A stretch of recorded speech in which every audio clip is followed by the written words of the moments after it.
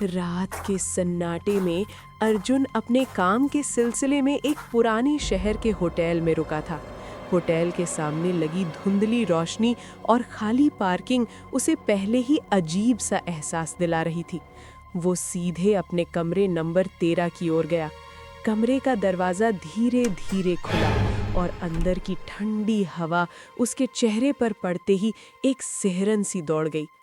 कमरे में अजीब सी गंध थी, जैसे पुराने मकान की दीवारों में गहरे गंदगी और नमी जमी हो। अर्जुन ने बिस्तर पर अपना बैग रखा और कमरे का जायजा लिया।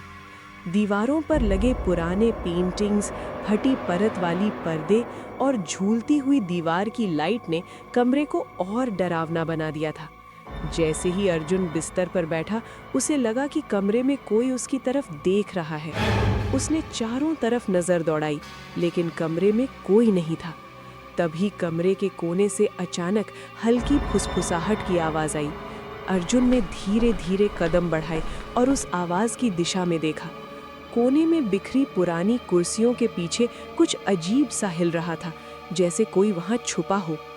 अर्जुन ने पलटकर बैग से मोबाइल निकाला और टॉर्च जलाई।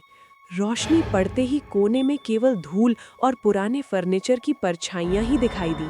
लेकिन जैसे ही वो पलटा, टॉर्च की रोशनी अचानक झिलमिलाने लगी।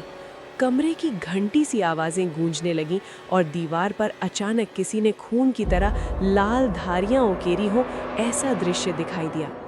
अर्जुन ने दिमाग संभालते हुए सोचा कि ये सिर्फ उसका दिमाग है। उसने पलंग के पास रखी पुरानी अलमारी खोली और अंदर एक छोटा सा डायरी पड़ा था।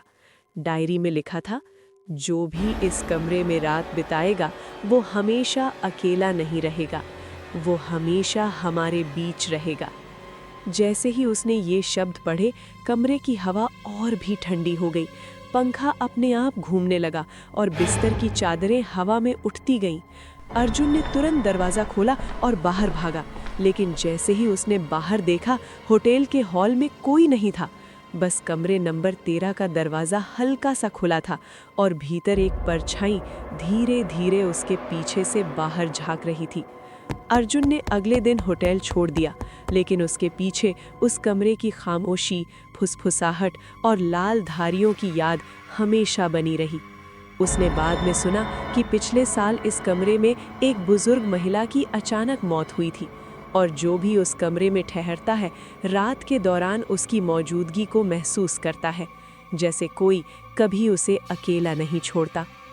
कमरा नंबर 13 आज भी अपने हर मेहमान को अपनी साया जैसी मौजूदगी के साथ डराता है।